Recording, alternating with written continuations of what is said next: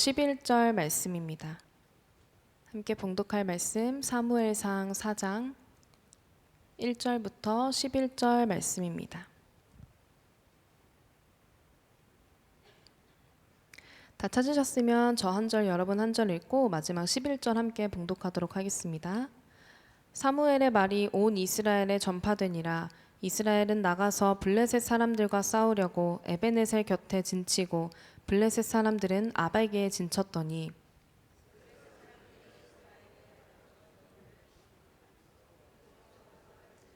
블레셋 사람들 앞에서 패하여 그들에게 전쟁에서 죽임을 당한 군사가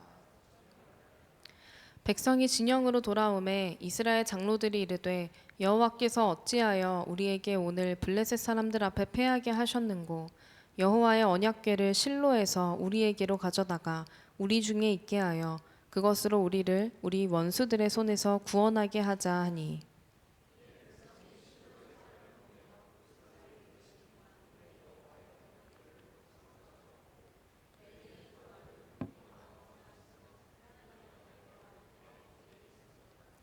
여호와의 언약궤가 진영에 들어올 때에 온 이스라엘이 큰 소리로 외치매 땅이 울린지라. 블레셋 사람이 그 외치는 소리를 듣고 이르되 히브리 진영에서 큰 소리로 외침은 어찌 됨이냐 하다가 여호와의 궤가 진영에 들어온 줄을 깨달은지라. 블레셋 사람이 두려워하여 이르되 신이 진영에 이르렀도다 하고 또 이르되 우리에게 화로다 전날에는 이런 일이 없었도다. 우리에게 화로다 누가 우리를 이 능한 신들의 손에서 건지리요. 애굽인의 신들이니라. 너희 블레셋 사람들아 강하게 되며 대장부가 되라. 너희가 히브리 사람의 종이 되기를 그들이 너희의 종이 되었던 것 같이 되지 말고 대장부 같이 되어 싸우라 하고. 블레셋 사람들이 이스라엘에 패하여 각기 장막으로 도망하였고 살육이 심히 커서 함께 읽겠습니다. 하나님의 궤는 빼앗겼고 엘리의 두 아들 홈니와 비느하스는 죽임을 당하였더라. 아멘. 자리에 앉으셔도 되겠습니다. 얼마 전에 제가 교역자 회의를 하려고 업타운에 갔다가요 주차를 하다가 옆차를 긁었습니다.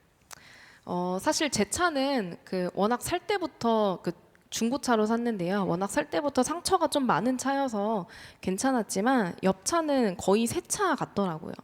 그래서 좀 이렇게 수리비가 얼마나 나올까 하는 그런 무거운 마음과 또 옆차에 대한 그런 미안한 마음을 가지고 연락처와 메모를 남기고 제가 돌아섰는데요. 이상하게 제 마음 안에 묘한 기대감이 있었습니다. 어떤 기대감이었냐면 왠지 하나님께서 이 문제를 좀 멋지게 해결해 주실 것 같다. 사실은요, 왜냐하면 저희 가정이 그 일이 있기 바로 며칠 전에 아주 큰 금액의 감사 기도를 하나님께 드렸었거든요. 큰 금액을 저희가 교회에 헌금을 했다라는 뜻은 아니고요. 사실 캐나다에서 나오는 그 시연이의 아동수당을 한 10개월치를 못 받고 있었습니다. 그거를 이곳 저곳의 소식통을 통해서 듣기로 못 받은 금액들은 나중에 한꺼번에 지급이 될 거라고 이야기를 해주시더라고요. 그래서 언젠가는 이 금액을 우리가 수령을 하게 되겠지라고 생각을 하고 있었는데 이제 CCB 쪽에 전화를 해서 알아보니 저희 부부가 가지고 있는 비자로는 수령이 안 된다라는 소식을 10개월 만에 듣게 되었습니다. 이 소식을 듣게 되었을 때 참 당연히 받을 줄 알고 있었던 금액이었기 때문에 많이 당황스럽고 상심이 되었지만 그 마음을 오래 가지고 있지 말자라는 다짐으로 남편이랑 같이 거실에서 손을 잡고 하나님께 기도했습니다. 하나님, 저희 가정의 재정의 주인이 하나님이심을 오늘 다시 고백합니다. 어차피 주님 저희한테 이 돈 없어도 주님이 저희 먹이시고 입히심을 믿습니다. 주님 감사합니다. 기도했습니다. 그런데 이번에 바로 며칠 뒤에 이렇게 사고가 나게 된 것이죠. 그래서 사실은 제 마음속에는요 하나님께 좀 내심 기대를 했던 것 같아요.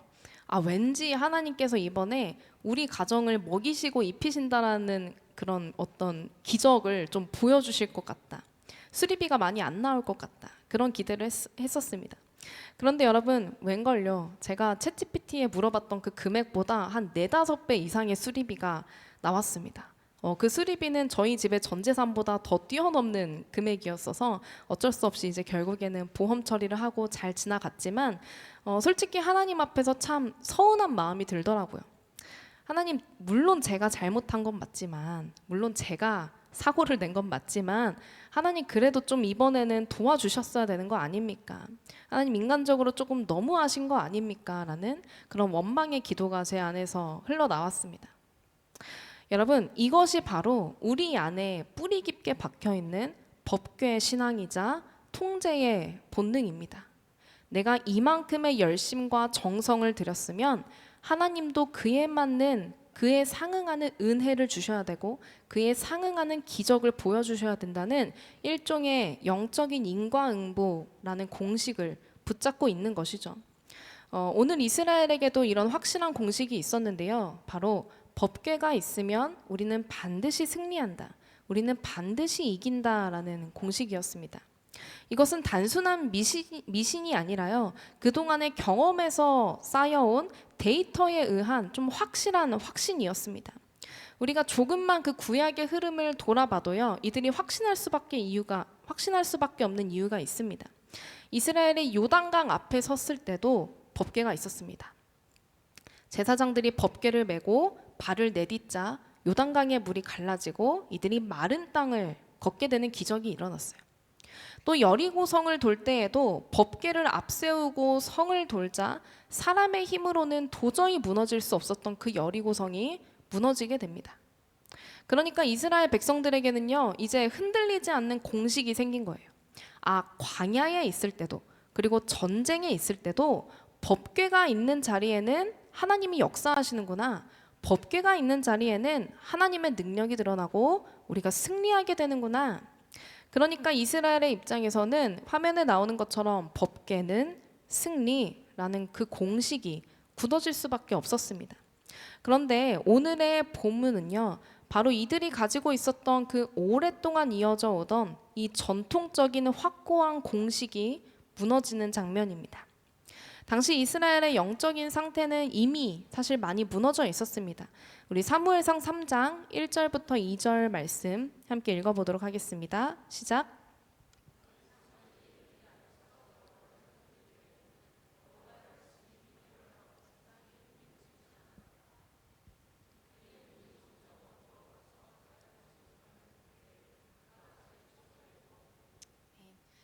가장 먼저 1절을 보게 되시면요, 여호와의 말씀이 희귀하여라고 기록되어 있습니다.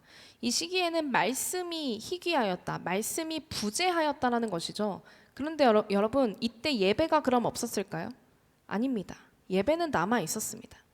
그렇다면 이스라엘 안에 예배의 형식은 남아 있었지만 하나님의 임재와 계시는 끊어진 상태였다는 것을 1절에서 우리가 볼 수 있습니다. 또 2절은 제사장 엘리가 눈이 어두워서 잘 보지 못했다라고 기록하고 있는데요. 이것은 단순히 그가 늙어서 노안이 와서 앞이 안 보였다라는 단순한 뜻이 아니라 이스라엘 전체의 영적인 눈이 멀어져 있다라는 것을 상징적으로 보여주는 것입니다. 또 이 엘리의 아들이 누가 있죠? 홈니와 비느하스. 이 홈니와 비느하스도요, 제사장의 신분이었지만 이들은 더 이상 하나님을 경외하지 않았습니다. 그들은 제사를 통해서 하나님을 섬기는 것보다 자신들의 이익을 챙기고 있었습니다. 겉으로는 예배가 있지만 실제로는 하나님과의 관계가 끊어진 상태였다라는 것이죠. 그래서 그 신학자 월터 브루그만이라는 사람이 있는데요. 신학자 월터 브루그만은 이 시기를 보고 하나님의 이름은 남아있지만 하나님의 임재는 사라진 시대라고 설명합니다. 여러분, 그런데 이들이 처음부터 이랬을까요? 처음부터 하나님의 임재가 없었고 처음부터 하나님의 말씀이 부재했을까요? 아니었겠죠. 그들도 시작은 거룩한 제사장의 가문이었고 하나님의 임재를 가장 가까이에서 목격했던 사람들이었습니다. 하지만 어느 순간부터 그들에게 예배는 경외의 대상이 아니라 익숙한 일상이 되고 익숙한 업무가 되었고 하나님은 살아계신 인격이 아닌 자신들의 기득권을 지켜줄 도구가 되었습니다. 여러분, 홈리와 비느하스가 이렇게 하나님의 재물을 갈취하고 또 회막에서 음행을 저지르면서도, 그리고 엘리가 이 두 아들의 잘못을 알면서도 가만두었던 이유는요, 그들이 붙잡고 있었던 공식이 하나님보다 컸기 때문입니다. 어떤 공식입니까? 우리는 제사장의 가문이니까, 우리는 택함 받은 백성이니까, 우리에게는 법궤가 있으니까 하나님은 어찌 되었든 우리의 편이 되어 주실 거야, 우리를 떠나가지 않으실 거야라는 그 착각이 그들을 괴물로 만들었습니다. 바로 그 영적인 부패의 극치에서 블레셋과의 전쟁이 일어났습니다. 당시에 블레셋은 철기 문명을 가진 강력한 군대였고 이스라엘은 계속해서 밀리고 있었습니다. 결국에 오늘의 본문을 보면요, 이들이 전쟁에서 패하자 이스라엘 장로들이 대책회의를 합니다. 그리고 내놓은 대안이 바로 이것입니다. 우리 3절 하반절 말씀 함께 읽어보도록 하겠습니다. 시작.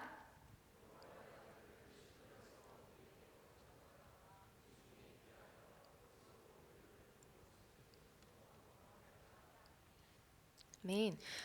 여호와의 언약궤를 실로에서 우리에게로 가져오자. 그것이 우리를 구원하리라. 여러분, 장로들은 이야기합니다. 야, 이거 전쟁에서 우리 실패한 거 보니까 이거 뭔가 좀 잘못됐다. 우리 빨리 하나님 앞에 납작 엎드려서 회개하고 하나님 앞에 우리 돌아가야 된다. 우리 홈리와 비느하스, 이제는 그들이 하고 있는 그 잘못을 묵인하지 말고 빨리 드러내서 회개시키고 여호와께 돌아가자? 아니죠, 여러분. 법궤를 가져오자. 그것이 우리를 구원하리라. 법궤를 가져오자. 그것이 우리를 구원하리라. 하나님이 구원하신다는 게 아니라 법궤가 우리를 구원한다고 이야기합니다. 더 이상 장로들에게 하나님은요, 인격적인 분이 아니셨습니다. 인격적인 관계를 가지고 회개하고 돌이켜야 될 분이 아니었습니다. 법궤만 가져오면 우리가 다시 승리할 거라고 말합니다. 이제 하나님이 대상이 아니라 수단이 되어버린 것이죠. 여러분, 우리도 때로는 이 장로들과 같을 때가 있지 않습니까? 우리의 삶에 무엇인가 문제가 생겼을 때 교회 생활을 오래 하신 분일수록요, 이렇게 생각을 하게 됩니다. 내가 요즘 좀 기도가 부족했나? 내가 기도가 덜했나? 그래서 하나님이 역사하지 않으신 건가? 다시 내 삶 속에서 기도를 좀 가지고 와야 되겠다. 나의 기도 생활을 점검합니다. 들으시면서 아마 근데 왜 이게 잘못된 걸까라고 생각하실 수 있는데요.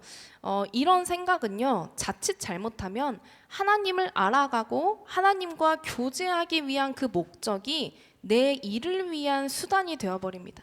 내가 헌금을 하고 내가 감사 기도를 하면 하나님이 이 정도의 역사하심과 은혜를 나에게 부어주시겠지. 내가 이 정도 기도하면 하나님은 이번에는 좀 미안해서라도 좀 도와주시지 않을까. 우리 안에 내심, 하나님의 일하심에 대한 기대감이 생긴다는 것입니다. 그렇게 되면 기도가 수단이 되기 시작합니다. 그렇게 되면 말씀을 읽는 것이 수단이 되기 시작합니다. 하나님이 더 이상 관계의 대상이 아닌 수단이 되는 것입니다. 물론 아다르고 어다르지만 하나님이 목적이 되지 않은 채 드려지는 기도와 말씀은 오늘 본문에 등장하는 이 장로들의 법궤와 같을 수 있다는 것입니다. 오늘 저와 여러분들이 주님 앞에서 나누고 있는 오늘의 이 교제의 시간들이 과연 하나님 한 분을 목적으로 둔 교제인지 아니면 수단 중에 하나로 사용하고 있는 법궤인지 오늘 저와 여러분이 함께 돌아보게 되기를 주님의 이름으로 소망합니다. 이제 장로들의 회의가 마무리가 되고요. 법궤가 진영에 들어오자 이스라엘 백성들이 이제 기세가 등등해집니다. 이제 우리가 좀 날개를 좀 필 수 있겠다. 이제는 우리가 이겼다. 이런 이스라엘 백성들의 이 우렁찬 소리를 듣던 블레셋이 두려워하기 시작하죠. 야, 신이 그들의 진영에 도착했다. 신이 그들의 진영에 왔다. 블레셋 사람들은요, 그동안의 데이터를 통해서 여호와가 애굽을 쳤던 아주 능한 신이라는 그 소문을 알고 있었습니다. 그래서 그 두려움 때문에요, 더 우리가 대장부가 되자, 우리가 저들의 노예가 될 수 없다, 저들의 종이 될 수 없다 하면서 더 크게 결단을 하게 됩니다. 필사의 각오로 덤벼들게 됩니다. 결국에 어떻게 됩니까? 그렇게 필사의 각오로 덤벼드는 대장부와 같은 블레셋 군대 앞에 이스라엘은 이전의 전쟁보다 더 크게 패배하고 심지어는 법궤를 빼앗기게 됩니다. 여러분, 이 사건은요, 단순히 전쟁의 패배가 아니었습니다. 이스라엘 신앙의 붕괴였습니다. 그들이 오랜 전통 속에서 평생 동안 믿어왔던 그 신앙의 공식이 깨어진 것입니다. 그동안 역사적으로 우리 민족을 지켜주었던 법궤가 있는데도 우리가 졌다? 그건 여러 해석들을 가져오게 되는 것이죠. 하나님이 블레셋이 섬기고 있는 다곤 신보다 더 약하신 분이신 건가? 하나님이 이제는 이 법궤에서 떠나신 건가? 아니면 하나님이 이제 우리에게는 역사하지 않으시는 건가? 이 법궤가 효력이 떨어진 건가? 이해가 되지 않는 상황 속에서 이스라엘 백성들 안에는 여러 소문들과 신학적인 해석들이 계속해서 이어졌을 것입니다. 그래서 이 일 이후로 엘리의 며느리는 아이를 낳으면서 이름을 이가봇이라고 짓습니다. 이 이가봇은 영광이 떠났다라는 뜻입니다. 이들이 생각하던 공식, 법궤의 공식이 무너지니까요, 하나님이 이들을 떠났다라고 생각하는 것입니다. 그리고 더 슬픈 장면은 다음에 이어집니다. 우리 5장은 이렇게 기록하고 있습니다. 블레셋 사람들이 하나님의 궤를 가지고 다곤의 신전에 들어가서 다곤 곁에 두었더니, 당시의 고대 근동의 관습을 따르면요, 이 패전국에 전쟁에서 진 이 국가의 신상을 자신들의 신상 곁에 두는 것은 우리의 신이 너희의 신을 이겨서 이 신을 포로로 잡아왔다라는 그런 승전의 선포이자 굴욕을 주는 행위였습니다. 블레셋 사람들은 물론 말로 표현하지는 않았지만 이 행동을 통해 이스라엘의 하나님이 우리의 신 다곤에게 졌다라고 이 온 세상에 알린 셈입니다. 고대 전쟁의 문화에서는 그 나라와의 싸움이 아니라 신과 신의 싸움으로 이해했었기 때문에 이 행동은 곧 여호와가 다곤에게 졌다라는 의미였습니다. 그런데 여러분, 정말로 하나님이 블레셋에게 지신 걸까요? 정말로 하나님이 다곤에게 지셨습니까? 아니죠. 아닙니다. 이어지는 사건을 보면 법궤가 있는 곳에 다곤 신상이 엎드러지게 됩니다. 그리고 다시 그 다곤 신상을 세웠더니 이번에는 머리와 손이 부러져서 쓰러지는 것을 발견하게 됩니다. 그리고 그 땅에는 재앙이 임합니다. 법궤가 가는 곳마다 동일한 일들이 반복됩니다. 결국에는 블레셋 사람들이 두려워서 이 법궤를 다시 돌려보내게 되죠. 여기서 우리 미국에 있는 풀러 신학교의 구약학을 가르치는 존 골딩게이라는 신학자는요, 이 장면을 이렇게 설명합니다. 하나님은 자신의 백성이 없이도 충분히 하나님 되심을 드러내실 수 있는 분이다. 하나님은 자신의 백성이 없어도 충분히 하나님 되심을 드러내신 분이다. 여러분, 이 말이 굉장히 중요합니다. 이스라엘은 하나님이 자기들과 함께 있어야지만 그분의 역사하심이 드러난다라고 생각했지만, 하나님은 그들이 없어도 심지어 이방 땅에서도 자신의 능력을 충분히 드러내신다라는 것이죠. 그렇다면요, 여러분, 분명합니다. 하나님은 진 것이 아닙니다. 하나님은 일부러 그 자리로 내려가신 것입니다. 당신이 수치를 당하실 것을 아시면서 내려가신 것입니다. 이스라엘의 하나님이 다곤신에게 졌다. 이스라엘의 하나님이 블레셋에게 졌다라는 그 수치를 일부러 감내하신 것입니다. 왜요? 이스라엘이 가지고 있었던 잘못된 공식과 인과응보의 신앙을 깨뜨리기 위해서요. 이 공식을 깨뜨려야지만 그들이 다시 하나님과의 인격적인 관계로 돌아올 수 있기 때문입니다. 여러분, 우리의 삶에도 하나님께서 이렇게 일하실 때가 있습니다. 우리가 때로는 좀 세상 사람들에게 하나님을 믿는 사람들은 인생이 이렇게 풀린다라는 것을 좀 보여주고 싶을 때가 있고, 또 하나님 앞에서 헌신된 삶은 우리가 교회 생활을 많이 하고 또 많이 헌신을 할수록 결국에는 승리한다라는 것을 좀 보여주고 싶은데, 때로는 하나님이 우리의 삶을 보란 듯이 꺾으실 때가 있다는 것입니다. 내가 믿고 있었던 순정의 공식, 신앙의 그 공식을 하나님이 깨뜨리실 때가 있습니다. 그 공식이 하나님과의 관계보다 앞설 때 말이죠. 그래서 때로는 우리의 고난이 도저히 해석되지 않을 때 이스라엘 백성들이 던졌던 그 수많은 질문들이 우리 안에 생길 수 있습니다. 왜 하나님은 지금 침묵하시는가? 이제는 내 안에 성령님이 떠나신 건가? 이제는 더 이상 내 삶 가운데 하나님이 역사하시지 않으시는가? 하지만 여러분, 기억하십시오. 하나님은 자신의 명예보다 우리의 회복을 더 중요하게 여기시는 분이십니다. 하나님은 당신의 이름이 이방 땅에서 조롱을 받고 수치를 겪을지언정 당신의 자녀가 잘못된 신앙의 우상에 갇혀서 죽어가는 것을 두고 보지 못하십니다. 왜 하나님은 우리를 고통 속에 내버려 두시면서까지 자신의 명예를 포기하시는 걸까요? 그 이유는 하나님은 자신의 체면을 지키시기보다 우리라는 한 사람을 살리는 것에 모든 것을 거시는 분이시기 때문입니다. 하나님은 체면을 지키시는 군주가 아니라 자녀를 살리기 위해 망가지는 것도 마다하지 않는 아버지이시기 때문입니다. 그리고 여러분, 이 수치를 감수한 사랑이 가장 찬란하게 빛나는 자리가 혹시 어딘지 아십니까? 십자가죠. 바로 십자가입니다. 여러분, 오늘의 이 법궤 사건은요, 수천 년 뒤 갈보리 언덕의 십자가에서 완성이 됩니다. 십자가는 하나님이 겪으신 수치의 절정입니다. 네가 하나님의 아들이면 네가 그 십자가에서 내려와 봐라 라는 그 조롱 섞인 비난 속에서도 주님은 어떻게 하셨습니까? 내려오지 않으셨습니다. 그런데 우리 주님이 능력이 없으셔서 내려오지 않으신 것입니까? 그것이 아니죠. 예수님 충분히 내려오실 능력이 있으셨고 그냥 눈빛 한 번에 단번에 그냥 그 자리에 있었던 사람들 다 싹쓸이 하시면서 복수하실 수 있으셨습니다. 그런데 그렇게 하지 않으셨던 이유는 예수님이 십자가에 달리는 그 모든 순간에 결단하셨다는 것입니다. 무엇을 결단하십니까? 수치를 당하시기로요. 예수님은 1분 1초마다 우리를 위해 수치를 당하시기로 결단하신 것입니다. 사랑하는 여러분, 예수님은 이 땅에 이기기 위해 내려오신 것이 아니라 우리를 살리기 위해 기꺼이 저주러 내려오셨습니다. 여러분, 이것이 바로 법궤 신앙을 깨뜨리고 드러나는 복음의 정체입니다.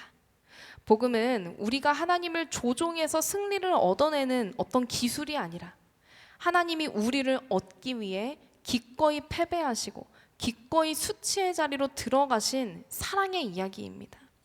하나님은 우리가 만든 신앙의 공식 속에 갇혀 계시는 분도 아닙니다. 하나님은 우리가 헌금을 이만큼 했으니까 차 사고를 막아주셔야 하고 우리가 기도를 이만큼 했으니까 나의 자녀를 성공시켜 주셔야만 하는 자판기 같은 분도 아닙니다. 만약 하나님이 그런 공식에 매여 있는 분이라면 아마 우리는 하나님과 사랑의 관계를, 사랑의 교제를 이어갈 수 없을 것입니다. 그래서요, 하나님은 때때로 우리의 법궤를 빼앗게 하십니다. 우리의 공식을 깨뜨리십니다. 우리가 의지하던 모든 수단이 사라진 그 막막한 이가봇의 자리에서 하나님은 비로소 우리에게 묻고 계십니다. 너는 내가 너의 문제를 해결해주는 수단이어서 나를 찾느냐? 아니면 너의 삶이 비록 꺾이고 비루해지더라도 너의 삶이 비록 꺾이고 패배하는 것 같은 그 순간에도 여전히 나를 사랑하느냐? 사랑하는 성도님들, 혹시 지금 인생의 사고를 만나셨습니까? 내가 드린 헌신과 기도의 양에 비해 턱없이 초라한 성적표를 받아들고 하나님 앞에 서운해하고 계시지는 않으십니까? 영광이 떠났다라며 절망하고 계신 분이 있으십니까? 여러분, 그렇다면 기억하시기를 바랍니다. 우리가 법궤는 빼앗겼을지 몰라도 하나님은 지지 않으셨습니다. 법궤는 빼앗겼을지 몰라도 하나님은 지지 않으셨습니다. 오히려 하나님은 그 패배의 자리, 그 수치의 자리에서 여러분의 신앙을 우상에서 건져내어 인격적인 관계로 초대하고 계십니다. 십자가에서 기꺼이 조롱당하며 죽으심으로 우리를 살려내신 그 주님이 오늘 여러분의 그 깨진 공식 사이로 찾아오심을 믿으시기를 바랍니다. 그리고 우리가 이 수치를 선택하신 사랑을 여러분 진짜로 만났다면 우리는 이제 두 가지의 태도로 세상을 살아가야 됩니다. 첫 번째로 담대해야 됩니다. 하나님이 나 하나를 살리기 위해 자신의 명예까지 포기하셨다면, 그 거대한 사랑이 지금 나를 붙들고 있다면 우리는 더 이상 세상의 계산법에 휘둘릴 필요가 없습니다. 살다 보면 주차장에서 사고가 날 수도 있습니다. 살다 보면 챗GPT가 이야기한 것보다 수리비가 예상보다 훨씬 더 많이 나올 수도 있고, 또 아동수당처럼 당연히 받을 줄 알았던 이 재정이 막힐 수도 있습니다. 하지만 괜찮습니다. 하나님은 여전히 나의 주인이시고 그분은 나를 살리는 일에 단 한 번도 실패한 적이 없으시기 때문입니다. 이기기 위해 발버둥치는 세상 속에서 나를 위해 기꺼이 져주신 그 주님을 신뢰하며 당당하게 걸어가십시오. 사고가 나고 계획이 틀어지더라도 우리의 진짜 승리이신 주님은 우리 곁을 떠나지 않으십니다. 두 번째로 거룩한 배짱으로 살아가야 합니다. 하나님이 우리를 위해 수치의 길을 걸으셨듯이 이제 우리도 나만을 위한 삶에서 조금 벗어나 남을 살리는 삶을 시작해야 됩니다. 누군가를 살리기 위해 내가 조금 손해보고 내가 조금 오해받고 내 자존심이 깎이는 그 수치를 지불해야 된다면 이제는 기꺼이 그 비용을 지불하시게 되기를 바랍니다. 주님이 나를 위해 십자가의 그 수치를 당하셨는데 내가 주님을 위해 내 이웃을 위해 내가 이 정도의 수치도 하나 못 감당하겠어라는 그 거룩한 배짱이 우리에게 필요합니다. 내가 죽어야 내 가정이 살고 내가 손해봐야 내 이웃이 복음을 봅니다. 그것이 십자가를 통과한 사람의 진짜 실력인 줄로 믿습니다. 사랑하는 성도님들, 말씀을 정리하려고 하는데요. 여러분, 이제 더 이상 공식을 믿지 마십시오. 하나님을 움직이는, 하나님을 다루는 그 기술에 매몰되지 마십시오. 오직 우리를 위해 기꺼이 수치를 선택하신 그 하나님과의 깊은 관계 안으로 들어가십시오. 우리가 이기려고 애쓰는 삶을 멈추고 주님처럼 누군가를 살리기 위해 기꺼이 질 수 있는 그 마음을 가질 때 때로 비로소 이가봇의 절망을 넘어 하나님의 진짜 영광이 우리의 삶에 가득하게 될 줄로 믿습니다. 우리 시간 함께 찬양하고 기도하도록 하겠습니다.